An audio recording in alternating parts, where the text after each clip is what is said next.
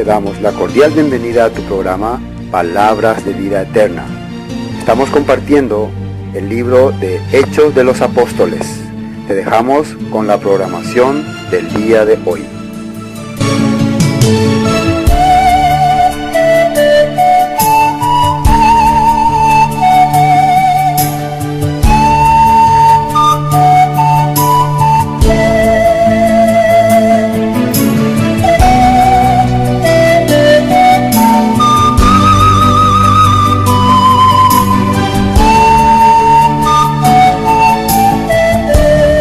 Hechos de los Apóstoles, Hechos 13. Desde el versículo 13, ¿no? Habiendo zarpado de Pafos, Pablo y sus compañeros llegaron a Perge de Panfilia. Pero Juan, apartándose de ellos, volvió a Jerusalén. Ellos, pasando de Perge, llegaron a Antioquía de Pisidia. Y entraron en la sinagoga un sábado y se sentaron.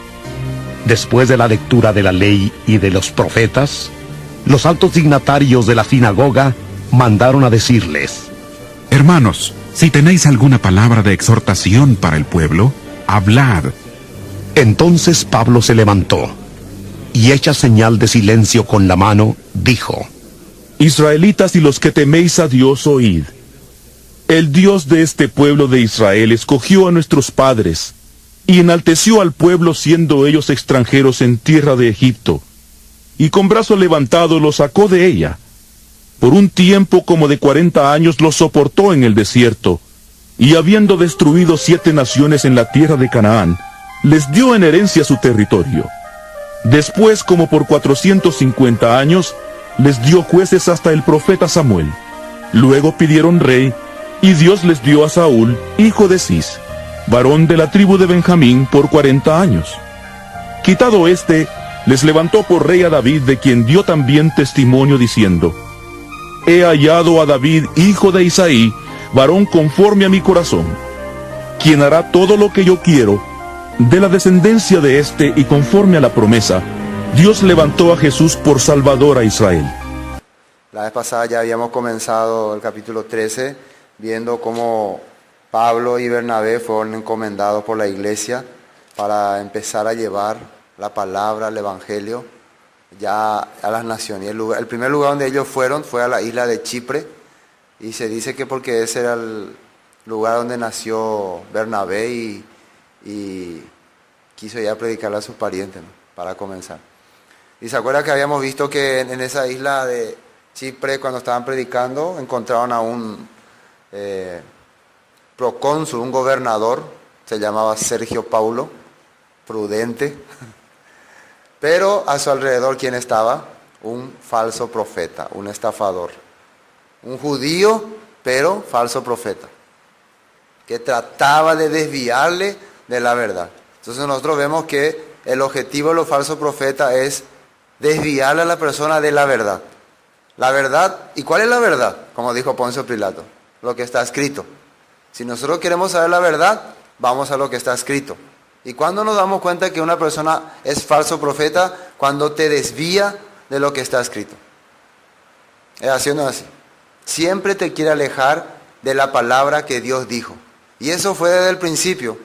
Cuando Adán y Eva pecaron, ¿se acuerdan qué fue lo que ocurrió ahí? Que Dios le había dicho a Adán que de todo árbol del huerto puede comer, pero el árbol de la ciencia del bien y del mal no va a comer. Pero Satanás, ¿qué le dijo a la mujer? No morirás, le dijo. Sino que Dios sabe que cuando coma de él, se han abierto vuestros ojos y conoceréis el bien y el mal. Pero Dios, ¿qué había dicho? Morirás. Entonces siempre vemos que el diablo empuja a una cosa, a desobedecer lo que Dios dijo, a oponerse a la palabra de Dios. Ahí ya podemos darnos cuenta que es falso profeta. Pero al final, Pablo, exhortándole a este hombre, le deja ciego, y después el procónsul, viendo estas cosas, cree. Dice aquí versículo 12, entonces el procónsul, viendo lo que había sucedido, creyó, maravillado de la doctrina del Señor. Doctrina es enseñanza. Quiere decir que lo que a él le convenció fue la palabra. Pero viendo este acto, pudo entender, esta palabra es verdadera. No es que le convenció el acto, la palabra.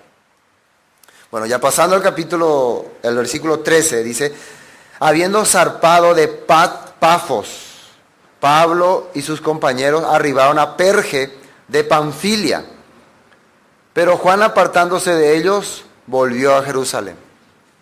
Y para entender todos estos lugares ustedes tienen que observar nomás el mapa donde sale primer viaje del apóstol Pablo, y ahí se ve Pafos, Panfilia, todos los lugares. Entonces van a ir pues identificando por dónde andaba viajando Pablo. Primer viaje misionero de Pablo. Entonces, ¿qué pasó con Juan? Al principio salió con mucha emoción, con mucho, yo también quiero ir, yo también quiero predicar, a mí me gusta la palabra, el evangelio. Pero cuando vio que había dificultad, cuando vio que había situaciones difíciles, decidió retroceder, abandonarles a ellos. Esto es feo, ¿no? ¿O no? Entonces, siempre cuando se comienza una obra o un ministerio, al arranque da gusto todo, siempre todo el arranque es emocional, la inauguración, todo. Pero a la mitad del camino ya empiezan las dificultades, ¿o no? Ya falta, ya hay necesidad. ¿Y qué es lo que generalmente la gente quiere hacer? Ya llega cosas, se llega. Yo no quiero saber más nada de predicar ni de llevar la palabra, ¿no? Y muchas personas así tienen este corazón que está teniendo Juan. A la mitad del camino deciden, yo puedo entender, deciden dejar la bendición. Eso es lo que pasa. Pero bueno, ese es otro tema. Versículo 14. Ellos pasando de Perge llegaron a Antioquía de Pisidia y entraron a la sinagoga un día de reposo y se sentaron. A ver, ¿quiénes entran a la sinagoga? Vamos a analizar muy bien. ¿Qué tipo de personas entran a la sinagoga? ¿Qué clase de personas entran a una sinagoga? Judíos. ¿Sí? Los judíos. ¿Por qué Pablo, Bernabé, cuando ven una sinagoga, ellos entran y se sientan? ¿Qué son ellos? ¿Acaso no eran cristianos? ¿O eran judíos también? Eran judíos cristianos. Entonces alguien le identificó, ahí los cristianos, hay unos cristianos aquí. Así le identificaban a ellos. No. ¿Por qué? Porque nunca ellos habían dejado su costumbre de judío. Nunca dejaron de ser judíos. Nadie les miraba como que ya no son judíos. Siempre fueron judíos. Entonces lo normal que hace un judío es, día de reposo, ¿a dónde va? A la sinagoga. Estamos en una ciudad donde se guarda el día de reposo, donde hay muchos judíos, somos judíos, tenemos que ir a la sinagoga. A escuchar lo que se enseña en la sinagoga. Así es lo correcto. Por eso podemos darnos cuenta, y hay que entender que cuántos años ya habían pasado de que estaban evangelizando, más de 15 años. Todavía no se ve entonces una organización plena de un grupo de cristianos ya separándose de los judíos, no. Eso surgió después de que murieron todos los apóstoles. Empezaron a levantarse hombres como, y les doy un nombre para que puedan investigar en sus Google, un famoso hombre de Antioquía que se llamó San Ignacio de Antioquía. San Ignacio de Antioquía. Él nació más o menos el año 30 después de Cristo. Era de Antioquía, conoció a los apóstoles, conoció al apóstol Pablo. Se dice que fue fiel seguidor de apóstol Juan, y ya después de que Juan y todos los apóstoles murieron, él se quedó dirigiendo la iglesia de Antioquía. Fue obispo de Antioquía y él tuvo el corazón de un día apartarse de todo lo que se trata de las cosas que se trata de judíos. Él fue el primero que decidió rechazar todo lo referente a judíos. Tenía sus razones, porque en aquel tiempo también estaban apareciendo los judaizantes, los que metían así, que hay que circuncidarse si no vas a ser salvo, todas estas cosas, pero él ya fue al extremo. Por eso ustedes pueden investigar más sobre este San Ignacio de Antioquía, ¿no? Antioquía. Bueno, entonces como buenos judíos ellos entraron a la sinagoga, día de reposo, como hoy, Shabbat, y se sentaron. Después de la lectura de la ley, ¿qué es ley? La Torah. ¿Qué es lo que se hace en la sinagoga? Se lee la ley, se lee la Torah, por orden.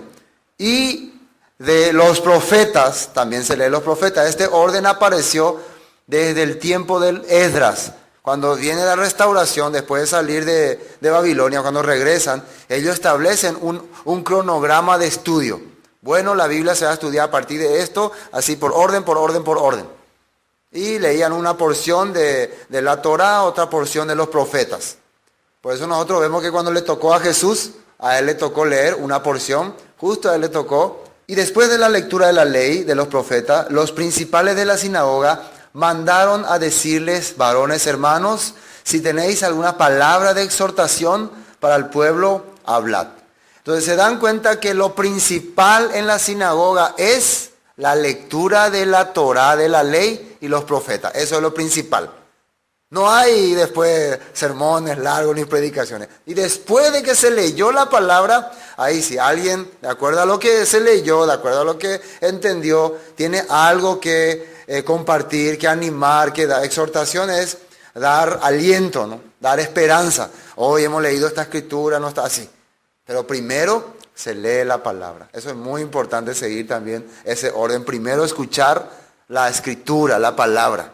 Siempre es bueno entonces, antes de compartir, que se escuche y después desarrollar. Entonces estamos haciendo bien como estamos haciendo. Estamos viendo la manera que se seguía en una sinagoga. Ahora vamos a ver la manera que un apóstol de Jesucristo predica el evangelio.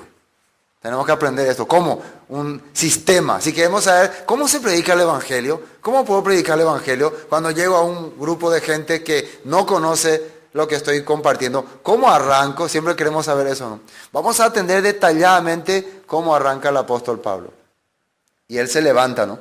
Entonces Pablo, versículo 16, levantándose, hecha señal de silencio con la mano, dijo: varones israelitas. Primero se dirige a los israelitas, ¿no? Y los que teméis a Dios, oíd. Esta palabra, los que teméis a Dios, son gente que no son israelitas, pero en sus corazones tienen un deseo de aprender también acerca del pueblo de Dios. Había esa clase de gente en Israel, alrededor de la sinagoga. No eran israelitas, no eran judíos, pero eran gente que habían notado que este Dios de los judíos realmente produce un cambio verdadero en la vida de las personas. Y empezaba a simpatizar. Pero siempre se le tenía a ellos así, allá, lejos, afuera. Siempre divididos. Primero ahí los israelitas y los demás afuera, los temerosos. Así, por eso siempre se les decía temeroso de Dios. Personas que tienen temor de Dios. Entonces Pablo se dirige a los israelitas presentes y a los temerosos de Dios. Y fíjense que el mensaje que va a dar es como que él estuviera uniendo a judíos y gentiles. Parece que le estuvieran conectando ahí. Israelitas representando a los judíos, ¿no? Y temerosos de Dios representando a los gentiles o a las 10 tribus de Israel que se habían esparcido. Miren lo que le va a decir. Oíd, Pegendú, el Dios de este pueblo de Israel escogió a nuestros padres y enalteció al pueblo, siendo ellos extranjeros en tierra de Egipto, y con brazo levantado los sacó de ella. Yo quisiera, mientras vamos leyendo, compartir también cada texto que Pablo mencionó, de dónde él está sacando, para ir entendiendo cómo él arranca predicando a estas personas. Primero le dice, el Dios de este pueblo. ¿A qué pueblo se refiere? Israel. Sabemos que Israel tenía 12 tribus. Dice que escogió a nuestros padres. ¿De qué padres se refiere? A los que estaban antes en Egipto. Y enalteció. Acá enalteció se refiere a hacer crecer, multiplicar. Eso quiere decir enalteció. No de lo hizo orgulloso. Enalteció quiere decir lo hizo multiplicar. Hizo que sean numerosos. Después, siendo ellos extranjeros en tierra de Egipto, y con brazo levantado los sacó de ella. Arranca el apóstol Pablo mostrando lo que Dios hizo con el pueblo de Israel. Por eso nosotros también vamos a arrancar viendo las promesas que Dios le dio. Vamos a Génesis capítulo 17. Nosotros tenemos hoy la posibilidad de ver todos estos textos que Pablo mencionó, por eso es importante que analicemos. ¿Qué pasó en Génesis 17? Versículo 1. Génesis 17, versículo 1. Era Abraham de edad de 99 años cuando le apareció el Señor y le dijo: yo soy el Dios Todopoderoso, anda delante de mí y sé perfecto. Esta palabra, yo soy el Dios Todopoderoso, sabemos que en hebreo está traducido como el Shaddai. El de Dios y Shaddai de que te da de mamar o que te sustenta o que te alimenta. Entonces le está diciendo, yo soy el Dios que te alimenta y te sustenta. Anda delante de mí y sé perfecto. Sé perfecto significa madura, crece, supérate, pero tienes que andar delante de mí.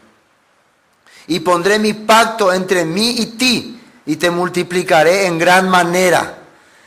Entonces Abraham se postró sobre su rostro, y Dios habló con él diciendo, he aquí mi pacto es contigo, serás padre de muchedumbre de gentes. Y no se llamará más tu nombre Abraham, sino que será tu nombre Abraham, porque te he puesto por padre, ¿y qué dice ahí? De muchedumbre de gentes. El versículo 6, y te multiplicaré en gran manera, y haré naciones de ti, y reyes saldrán de ti. Entonces se dan cuenta que esta promesa ya está introduciéndole acá a los que son temerosos de Dios. ¿De dónde son estas personas que son temerosos de Dios? Son parte de las naciones. Ustedes también son descendientes de Abraham según la promesa. Versículo 7. Y estableceré mi pacto entre mí y ti y tu descendencia después de ti en sus generaciones. Por pacto perpetuo para ser tu Dios y el de tu descendencia después de ti. Y te daré a ti y a tu descendencia después de ti la tierra en que moras, toda la tierra de Canaán en heredad perpetua, y seré el Dios de ellos. Así le está hablando. Bueno, otro texto, Éxodo capítulo 1. Éxodo capítulo 1. Éxodo capítulo 1. Vamos a ver la promesa cumplida. Versículo 6, Éxodo capítulo 1, versículo 6. Y murió José y todos sus hermanos y toda aquella generación. Y fíjense lo que dice el versículo 7. Y los hijos de Israel fructificaron y se multiplicaron y fueron aumentados y fortalecidos en extremo y se llenó de ellos la tierra, dice. Así está escrito. Empezaron a multar cantidad, en número grande. Con esto arranca Pablo su predicación. ¿De dónde salimos nosotros? ¿Quiénes somos nosotros? Quiero otro texto, Éxodo capítulo 12. Éxodo capítulo 12, versículo 51, 12:51. Y en aquel mismo día sacó el Señor a los hijos de Israel de la tierra de Egipto por sus ejércitos. Entonces, Dios hace pacto con Abraham de que iba a tener una nación grande, le iba a multiplicar, iban a ser reyes y naciones saldrían de él. Después Dios comienza llevando a su pueblo en una tierra extranjera, de ahí los multiplica y después viene y los rescata. ¿Esto quién está predicando? El apóstol Pablo. Y podríamos pensar, la gente que estaba ahí no sabía esto. Sabía, ¿no? Pero así se arranca. Hay que empezar del origen. Hay que empezar conociendo quiénes somos nosotros para que puedan entender lo que Pablo le está queriendo decir. Volvamos a Hechos. Versículo 18. Y por un tiempo como de 40 años los soportó en el desierto. Y habiendo destruido 7 naciones en tierra de Canaán, les dio en herencia su territorio. Y esto es muy importante. ¿Por qué Dios permitió que ellos destruyesen a estas 7 naciones y para qué? ¿Con qué objetivo? Vamos a mirar otra vez. El libro de Deuteronomio capítulo 7. Deuteronomio capítulo 7. Esto quiero que atiendan muy bien. Porque nosotros cuando vemos ahí, por ejemplo, en la concordancia muestra un versículo, pero no nos hace entender bien ese un versículo. Pero cuando vamos al desarrollo de la escritura, ahí entendemos qué es lo que Pablo le está queriendo decir a ellos. Deuteronomio capítulo 7. Por eso nosotros vamos a leer desde el versículo 1. 7:1. Entiendan lo que dice ahí. Cuando el Señor tu Dios te haya introducido en la tierra en la cual entrarás, para tomarla y haya echado de delante de ti muchas naciones, al Eteo, al Gergeseo, al Amorreo, al Cananeo, al Fereceo, al Heveo y al Jebuseo. ¿Cuántas naciones? 7 naciones. Mayores y más poderosas que tú. Hasta ahí está en la concordancia, pero nosotros no entenderíamos de qué es lo que Pablo les quiere hablar si leemos solamente el texto de la concordancia. Pero si leemos más, vamos a entender qué es lo que Pablo le está queriendo decir. Fíjense, versículo 2. Y el Señor tu Dios las haya entregado, delante de ti y las hayas derrotado, las destruirás del todo. No harás con ellas alianza, ni tendrás de ellas misericordia. No emparentarás con ellas, no darás tu hija a su hijo, ni tomarás su hija para tu hijo. Fíjese lo que Dios le está diciendo. No vas a hacer parentesco con estas naciones, no vas a adorar sus dioses, no vas a darle tu hija ni vas a recibir su hija. Así está diciendo. Porque desviará, versículo 4, a tu hijo en pos de mí y servirán a dioses ajenos y el furor del Señor se encenderá sobre vosotros y te destruirá pronto. ¿Esto es importante o no? O sea, cuando Pablo está tocando este texto, también le está queriendo hacer entender esto, ¿no? ¿Por qué? Porque ¿qué hicieron durante todo el tiempo los israelitas? ¿Quiénes están ahí también? Los gentiles, los que son temerosos de Dios. Ellos tienen que saber qué fue lo que pasó, por qué ellos dejaron de ser parte de este pueblo. Es interesante, ¿no? Versículo 5. Mas así habéis de hacer con ellos. Sus altares destruiréis y quebrantaréis sus estatuas y destruiréis sus imágenes de acera y quemaréis sus esculturas en el fuego. Después, versículo 6, porque tú eres, ¿qué dice ahí? Pueblo santo para el Señor tu Dios. Tu Dios te ha escogido para hacerle un pueblo especial más que todos los pueblos que están sobre la tierra. Este mensaje Él está queriendo llevar. Hermanos, Dios hizo de nosotros un pueblo santo, un pueblo especial sobre toda la tierra. Esto nosotros no hemos cumplido, no hemos entendido, no hemos captado. Así le está hablando. ¿Y por qué? ¿Qué pasó? Vamos al libro de Josué. Aquí, Josué, capítulo 14. Josué, capítulo 14. Atiendan bien lo que dice ahí. Desde el 1 vamos a leer. Josué 14 desde el 1. Esto pues es lo que los hijos de Israel tomaron por heredad en la tierra de Canaán, lo cual les repartieron el sacerdote Eleazar, Josué hijo de Nun, y los cabezas de los padres de las tribus de los hijos de Israel.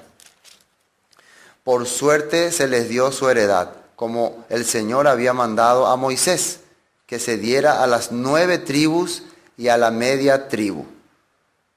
¿Y por qué 9 tribus y media tribu? O sea, 9 tribus y media son los que están recibiendo ahora su tierra, después de haber derrotado a las 7 naciones. ¿Por qué? Y acaba de explicar.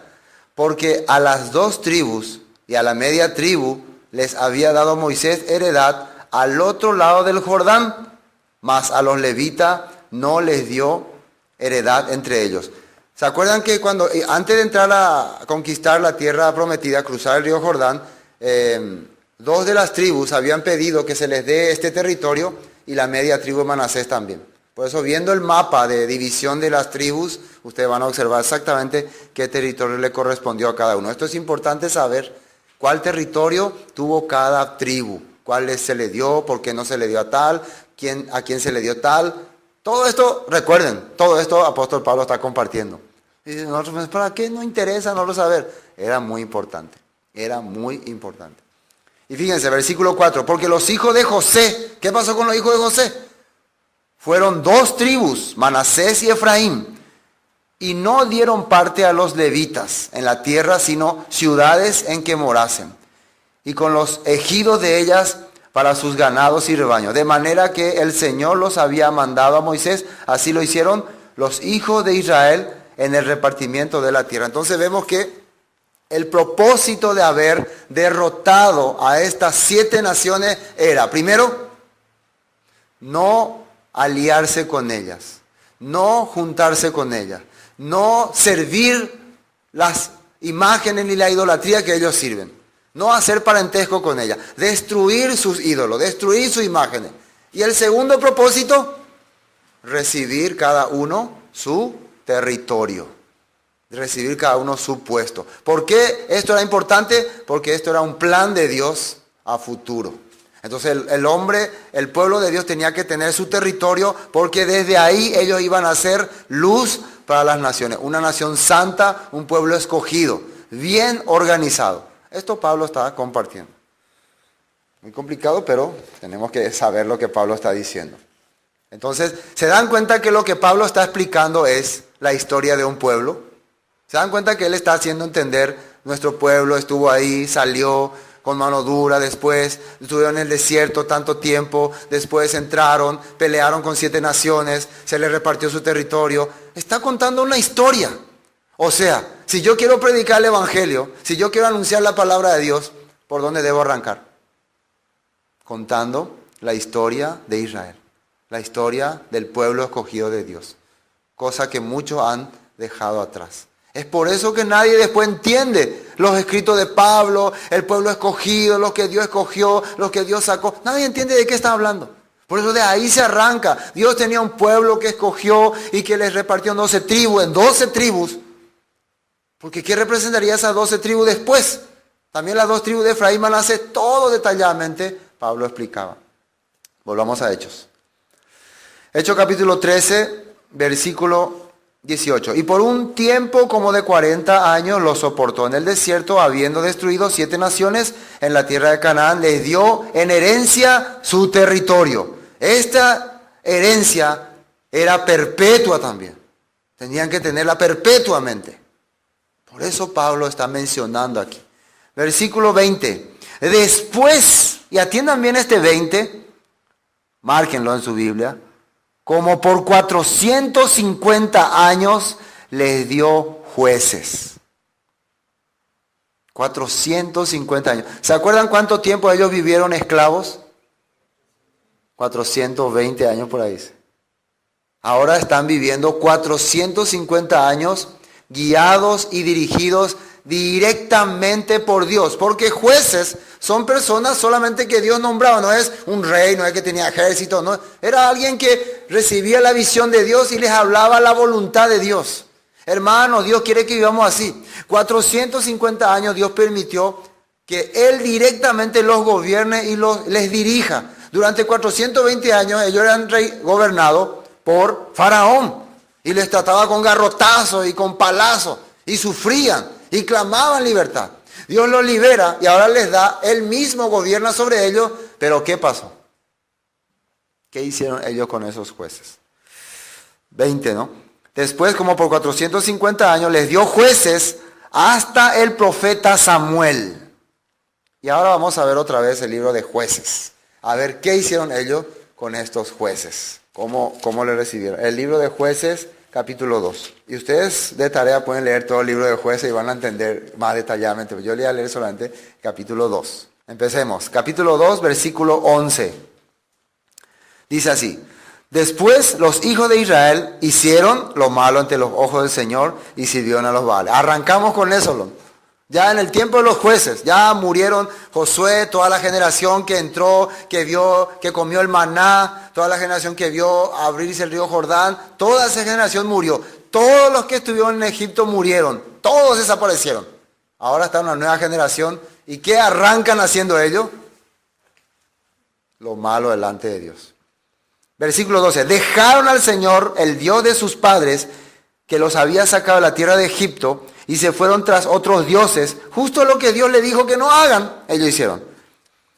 De los pueblos que estaban en sus alrededores, a los cuales adoraron y provocaron a ira al Señor. Y dejaron al Señor y adoraron a Baal. ¿Quién es Baal? Nimrod. Y a Astarot. ¿Quién es Astarot? Semiramis. ¿Se repitió la historia? ¿Se repite la historia? El pueblo sigue adorando a Baal, sigue adorando a Astarot, sigue celebrando el nacimiento del hijo de Baal. ¿Sí o no? Hasta ahora siguen adorando así. Fíjense. Versículo 14. Y se encendió contra Israel el furor del Señor, el cual los entregó en mano de robadores que los despojaron y los vendió en mano de sus enemigos de alrededor y no pudieron ya hacer frente a sus enemigos. Por eso empezaron a fracasar, empezaron a vivir desordenadamente, empezaron a perder, empezaron a ser invadidos. ¿Por qué no tenían fuerza? ¿Por qué Dios no los ayudaba? Porque ellos se olvidaron de Dios. Pero ¿qué pasó aquí? 15. Por donde quiera que salían, la mano del Señor estaba contra ellos para mal. Así que no se imagina una persona, no piensa una persona que se rebele contra la palabra de Dios, que se oponga a la palabra de Dios, que todo le va a ir bien. Sí o sí todo le va a ir mal. No le va a ir nada bien. No hay forma de escapar, dice. Después, y como el Señor se lo había jurado, tuvieron gran aflicción. ¿Dónde le había jurado el Señor eso? ¿En qué parte? En la ley, en Deuteronomio, en Levítico, en Números. Pero ellos no habían creído. No, esos son libros nomás, son escritos nomás. Hoy en día se repite la historia. Versículo 16. Y el Señor levantó jueces que los librasen de mano de los que los despojaban. Dios levantaba jueces que hablaban la palabra de Dios. Los jueces siempre eran guiados por la palabra de Dios. Los jueces no actuaban por su persona. Siempre se identificaba a un juez por una persona que empezaba, así era el trabajo de un juez. Le voy a dar un ejemplo. El pueblo está sufriendo, el pueblo tiene aflicción, el pueblo está muriendo de hambre. Algunas personas ven que sus compatriotas están muriendo a espada por los enemigos, madianitas, filisteos, amonitas. Entonces alguien empieza a preocuparse, ¿por qué nos pasa esto? ¿Por qué ocurre esto? Y empieza a clamarle a Dios, empieza a reclamarle a Dios. Y Dios le empieza a enviar, ¿qué cosa? Su palabra. Él elimina, se le hablan de palabra, le adecuá, bebé. Y empieza esta persona a buscar, a ver, acá dice que era nuestro problema. Acá está escrito, no apartamos de Dios, nos rebelamos contra su palabra. Entonces este juez, ¿qué empieza a hablarle al pueblo? Hermanos, ¿saben por qué estamos sufriendo? Dejamos su palabra. Rechazamos su escrito. Vamos a volver a Dios. Entonces empezaba a animarlo otra vez a la persona y volvían a Dios. ¿Y qué hacía Dios? Los levantaba y derrotaban otra vez a su enemigo. ¿Qué le parece? Nada más y nada menos que eso. Empezaba otra vez el avivamiento. Y esa generación era librada de esa angustia. Pero ¿qué pasaba cuando moría ese juez? El pueblo otra vez se desvía. Porque siempre ocurre esto y ustedes jóvenes recuerden. Cuando una generación ve la dificultad, se levanta, pelea, sufre, ¿qué le ofrece ya a la generación que queda? ¿Qué le deja? Le deja ya paz y progreso, ¿no? Entonces esa generación, como no aprendió a defenderse, no aprendió, siempre vivió cómodo, tranquila. Cuando ya terminaron los que pelearon aquella vez, ellos empiezan a corromperse otra vez. Se repite y se repite la historia. Se repite. Por eso lo que hay que enseñarle a los hijos es cómo pelear con el enemigo. No darle toda la libertad, todo. Ya, yo preparé todo, vos podés vivir libremente. No, el hijo tiene que prepararse para pelear. Tiene que ser un soldado. No tiene que ser solo un príncipe que se le da todos los gustos. ¿Entiendes? Por eso se repetía esto. Versículo 16, ¿no? Jueces, capítulo 2, versículo 16. Y el Señor levantó jueces que los librasen de mano de los que los despojaban. Pero tampoco oyeron a sus jueces, sino que fueron tras dioses ajenos, a los cuales adoraron, se apartaron pronto del camino en que anduvieron sus padres, obedeciendo a los mandamientos del Señor. Ellos no hicieron así. Cuando el Señor les levantaba jueces, miren lo que pasaba, el Señor estaba con el juez. ¿Por qué estaba con el juez? Analicen. ¿Qué hacía el juez? Leía la palabra, le enseñaba la palabra, les mostraba la palabra y los libraba de mano de los enemigos todo el tiempo que de aquel juez. Porque el Señor era movido a misericordia. Esto era cumplimiento de la palabra. Cuando desde cualquier punto te humillare y te arrepintiere, yo tendré misericordia y te libraré de tu enemigo. Todo lo que ocurre es cumplimiento de la ley, de la Torah. Entiendo, ¿no? Misericordia movido a misericordia por sus gemidos a causa de los que los oprimían y afligían. Mas acontecía que al morir el juez, ellos volvían atrás y se corrompían más que sus padres, siguiendo a dioses ajenos para servirle e inclinándose delante de ellos, y no se apartaban de sus obras ni de su obstinado camino. Y la ira del Señor se encendió contra Israel y dijo: por cuanto este pueblo traspasa mi pacto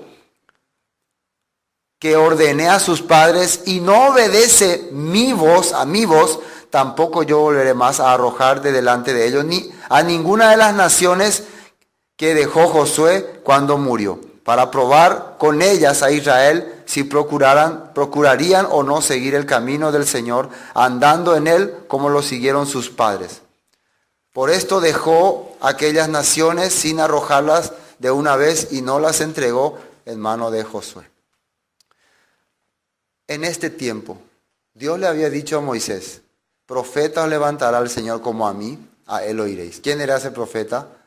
Jesús. Él era un juez también. ¿En qué momento aparece Jesús? En el mismo tiempo que el pueblo estaba viviendo oprimido, perseguido, quebrantado. Dios estaba cumpliendo su promesa de enviarle un libertador. Pero ellos, ¿qué hicieron? Le entregaron, le menospreciaron. ¿Por qué Pablo está predicando esto? ¿A quién quiere llegar? ¿A dónde quiere llegar? A la rebeldía de Israel. ¿Por qué fueron rebeldes delante de Dios? Miren lo que dice en Jueces, el último capítulo. El último capítulo. Esto, recuerden que el libro de Jueces muestra el gobierno de Dios directamente con su pueblo. Capítulo 21, versículo 25 dice: en estos días no había rey en Israel y cada uno hacía lo que bien le parecía. No había rey, no había alguien que los gobierne, que los proteja, ni en sus corazones. Realmente, ¿quién tenía que ser su rey de ellos? El Señor Dios. Pero ellos no le tenían como rey. Cada quien hacía lo que bien le parecía. Igual en este tiempo, igualito. Volvamos a Hechos. Bueno, ya vimos entonces lo que significan los jueces. El versículo 20 decía: después, como por 450 años. ¿Cuánto tiempo estuvieron los jueces gobernando sobre el pueblo de Israel? 450 años. Recuerden, jueces quiere decir gobierno directamente de Dios sobre su pueblo. Ellos no quisieron aceptar. Hoy en día la gente que dice: no, yo y Dios nomás, yo con Dios, yo no necesito de nadie, no necesito pastor, no necesito guía, iglesia, yo y Dios suficiente. ¿Funcionó aquí? Vimos que no. Dios quería hacernos entender esto. Versículo 21. Luego pidieron rey. Finalmente me pasé a alguien, ¿no? Hasta el profeta Samuel. Los jueces estuvieron gobernando hasta el profeta Samuel. Es importante porque hasta el profeta Samuel. ¿Cómo fue que apareció Samuel en la historia? No, había un hombre que tenía 2 mujeres. Algo raro en la Biblia, así que no es algo que imitar. Y él le amaba, dice mucho, a una de sus esposas, se llamaba Ana, y la otra era Penina. Penina dice que tenía muchos hijos, y por eso se burlaba de Ana, porque Ana no tenía hijos. Entonces Ana, cada vez que iban a adorar al lugar de adoración, clamaba a Dios por un hijo. Por favor, lloraba. Y una vez el profeta Elí, dice en la Biblia, le estaba mirando y pensó que estaba ebria. ¿Hasta cuándo vas a andar a estar borracha? Yo no estoy borracha, yo lloro por un hijo. Sufría ella. Entonces Elí le dijo: bueno, Dios te conceda tu deseo. Pasando el tiempo, Dios le concedió su deseo. Ella tuvo un hijo, siendo estéril. Y le puso el nombre Samuel. ¿Cómo es en hebreo Samuel? Shemuel. Shemuel quiere decir Shem de Shema y El de Elohim. Escucha Dios, o Dios escucha, quiere decir. Entonces, ¿qué es lo que en este momento estaba faltando al pueblo? Alguien que pueda escucharle a Dios, alguien que pueda clamar a Dios con todo su corazón, que Dios pueda escuchar. Dice la Biblia que en aquel tiempo, ya hacía mucho tiempo que no se oía más la voz de Dios. Dice. Así está escrito, ¿no? Yo le estoy haciendo un resumen. Ustedes pueden leer 1 Samuel, arrancando. No había más la voz de Dios, no había mensaje de Dios. El pueblo estaba entonces en oscuridad, en tiniebla. Mientras una mujer sufría por tener hijos, no era esa mujer lo que sufría, era Dios que estaba sufriendo porque no se podía comunicar más con su pueblo por su arrogancia y por su altanería. Los hijos de Elí eran corruptos, corrompidos. Así estaban viviendo. Pero Dios preparó un joven, un muchacho, que su nombre es Escucha a Dios. Escucha a Dios. Cada vez que le llamaban, escucha a Dios, imagínense. Escucha a Dios, escúchanos Dios, ven aquí. Escucha a Dios, anda a hacer esto. Escucha a Dios. Entonces, ¿qué era la idea? que Dios empieza a escuchar otra vez a su pueblo, que empieza a aparecer otra vez la voz de Dios. Y un día cuando él estaba durmiendo, Samuel, Eli, Eli. Ustedes conocen esa parte, ¿no? Dios empezó a hablar otra vez y empezó a darle otra vez mensajes. Así, así, así. Desde ese tiempo otra vez el pueblo empezó a escuchar la voz de Dios. Escuchen, israelitas, escuchen, y empezó a hablar. Pero como siempre el pueblo era duro. Y un día dijeron ellos, queremos un rey. Dile a Dios que queremos un rey. Pero este clamor era algo profético. Algo profético estaba a punto de ocurrir porque realmente ellos necesitaban un rey. Un rey que iba a ser, que iba a reinar con ellos para siempre. Entonces, en resumen, hice la historia de Shemuel. ¿Qué pasó acá? Entonces, hasta el profeta Shemuel. Versículo 21. Luego pidieron rey y Dios les dio a Saúl, hijo de Cis, varón de la tribu de Benjamín, por 40 años. Ellos tuvieron un rey de acuerdo a su deseo. Recuerden que ellos querían un rey. No es que Dios les dijo que necesitaban un rey. Porque Dios estaba reinando sobre ellos, pero ellos pidieron un rey de acuerdo a su deseo y bueno, se cumplió. Ese rey vino y con mano dura les gobernó. Pero ese rey tenía un problema. No tenía el corazón de Dios. No aceptaba el corazón de Dios. No buscaba el corazón de Dios. Entonces Dios le hizo entender a su pueblo, un rey verdadero es la persona que conecta su corazón con Dios. Una persona que reina a través del poder de Dios. El reinado tiene que venir de Dios hacia el pueblo. No una persona que reina para sí mismo. Esto era algo profético que iba a ocurrir con el pueblo y algo que estaba ocurriendo en ese momento, que el pueblo se había adueñado de las cosas de Dios. Y el pueblo se había apartado de Dios, estaba viviendo carnal y humanamente. Así estaban viviendo. Después, ¿qué ocurre? Versículo 22. Quitado este, les levantó por rey a David, de quien dio también testimonio diciendo, he hallado a David, hijo de Isaí, varón conforme a mi corazón, quien hará todo lo que yo quiero. Así dijo Dios. Levantó un rey que tiene su corazón. ¿Qué es todo lo que Dios quiere? A ver, si hemos empezado desde Génesis, Éxodo, Josué, Jueces, toditos los jueces. Todos esos libros, ¿qué es lo que Dios quería? ¿Qué es lo que Dios quería que el pueblo haga? Que escuche a Dios. Escucha, pueblo. Sean una nación santa. Sean un pueblo santo. Apártense de idolatría. Dejen la vanidad de este mundo. Sean un pueblo fuerte. Eso es todo lo que Dios quería. Y hasta ahora, hasta ese momento, el pueblo no había hecho. No se había conseguido. Ustedes saben que hasta el tiempo del rey David, las tribus todavía cada uno vivía como bien le parecía.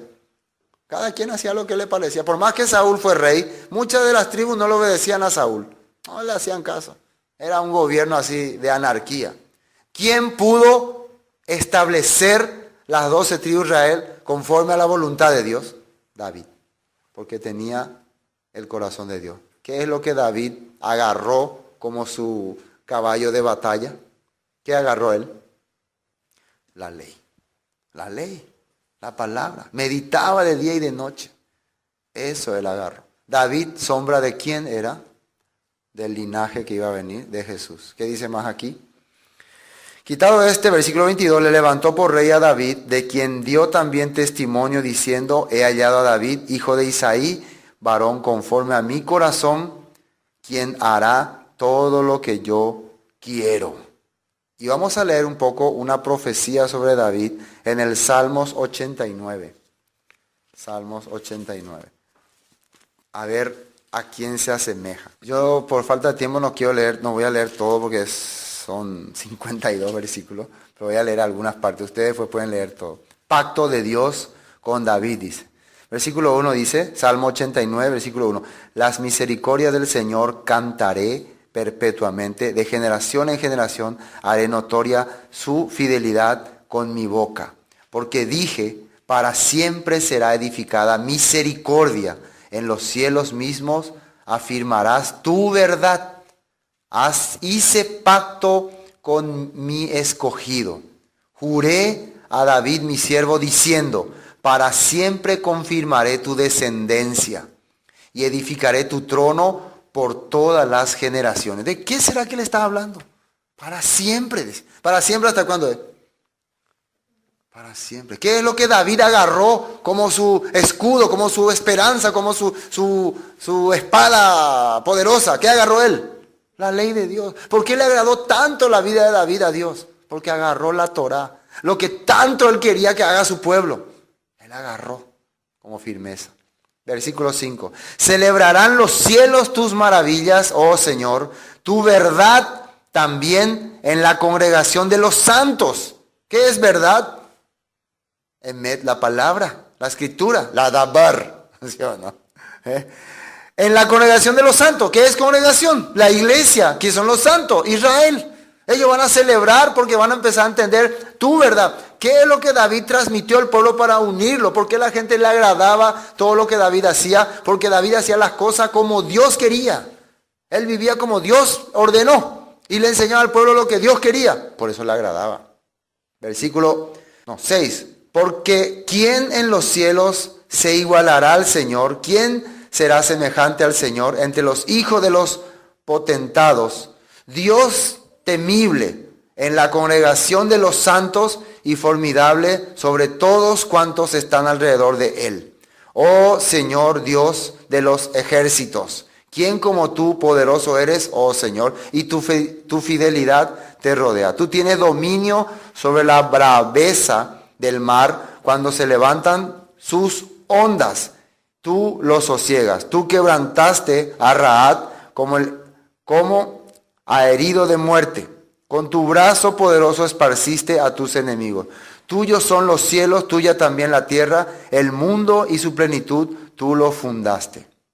Y sigue, pero vamos a saltear hasta el versículo 19. Entonces hablaste en visión a tu santo y dijiste, he puesto el socorro sobre uno que es poderoso.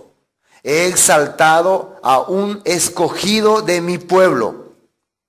Hallé a David mi siervo, lo ungí con mi santa unción. Así está escrito. ¿De quién cree que se estaría refiriendo esta palabra? Tantas cosas maravillosas. ¿Quién vendría de David? ¿Quién sería semejante a David? Jesús, Yeshua, Él. ¿Por qué Pablo está tocando este tema? ¿A quién le quiere enfocar? A Jesús. Todas estas promesas, ¿en quién se están cumpliendo? En Él. Versículo 21. Mi mano estará siempre con él, mi brazo también lo fortalecerá. No lo sorprenderá el enemigo, ni hijo de iniquidad lo quebrantará, sino que quebrantaré de delante de él a sus enemigos y heriré a los que le aborrecen. Mi verdad y mi misericordia estarán con él.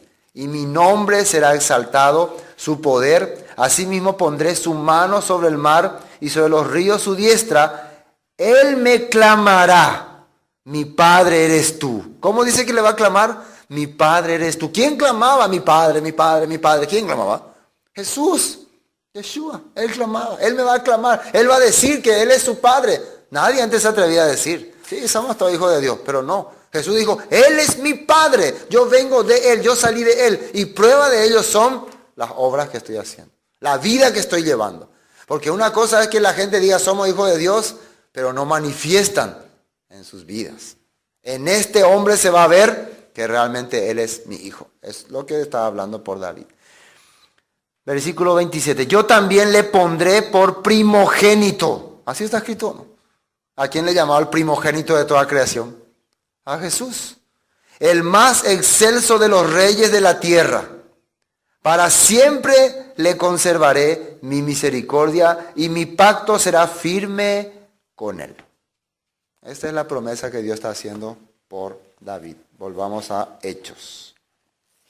Entonces, versículo 22, quitado este, le levantó por rey, ¿a quién? A David, de quien dio también testimonio diciendo, he hallado a David, hijo de Isaí, varón conforme a mi corazón, quien hará todo lo que yo quiero. es un reflejo del verdadero Hijo de Dios. Dios también puede mirar nuestra vida y decir lo mismo: he hallado a Eber, un varón conforme a mi voluntad, que hará todo lo que yo quiero. He hallado a Jorge Escobar, varón, etcétera, etcétera, etcétera, que hará todo lo que yo quiero. He hallado a Juan, así puede decir. He hallado a Samuel, así tiene que decir. Así no tenemos que hacernos una auditoría. ¿Será que si Dios me mira, sí, he hallado que tú eres el hombre que yo estaba buscando? Deja el ajecaina, deja el ajecaina. Imagínense Pablo predicando así. Esta clase de personas está buscando nuestro Padre para decir que es un hombre conforme a su voluntad. Y mire 23, versículo 23, de la descendencia de este y conforme a la promesa, Dios levantó a Yeshua por Salvador a Israel. ¿Cuál fue el propósito de que Dios escogiera a David? ¿En qué estado estaba el pueblo? 450 años viviendo en rebeldía, en amargura. Estaba a punto de ser desbaratado. Tienen un rey rebelde. Es el momento de que se levante una persona que les liberte de su enemigo. Cuando entra David, ¿qué hace David? Derrota a todos los enemigos que faltaba derrotar. Si ustedes estudian bien la historia de David, hasta el tiempo de David todavía estaban los filisteos, los moabitas, los amonitas, interrumpiendo a los israelitas. No había libertad total. Ellos todavía eran esclavos de los enemigos. Pero gobierna David, entra David, él hace que extermine a todos sus enemigos. Él es realmente el verdadero salvador de su pueblo Israel y confirma las 12 tribus de Israel. ¿Quién tiene que hacer ese trabajo? Jesucristo. Es para eso vino ahora. Para eliminar esos enemigos, al diablo que está atormentando, eliminar todas las sectas raras, todos los pensamientos raros y volver a traer al pueblo de Israel que está disperso y hacer una nación como escribió Pablo en Efesios. Esto le está diciendo. Este es el Jesús, según la promesa, según lo que Dios había prometido, que del linaje de David iba a venir un rey eterno, un trono eterno. Así está hablando. De la descendencia de este y conforme a la promesa, Dios levantó a Jesús por Salvador a Israel. Salvador a Israel. Entonces, ¿a quién vino a salvar Jesús? Israel. ¿A quién salvó David? A Israel. Entonces, ¿tenemos que ser Israel para que nos salve o no? Sí.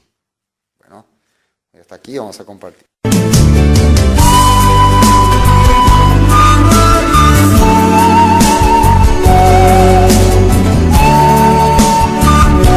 Esto fue Palabras de Vida Eterna, con el estudio del libro de Hechos de los Apóstoles. Para cualquier consulta sobre el tema que hemos tratado hoy, comuníquese con nosotros al 0981 60 46 77. Bendiciones y hasta pronto.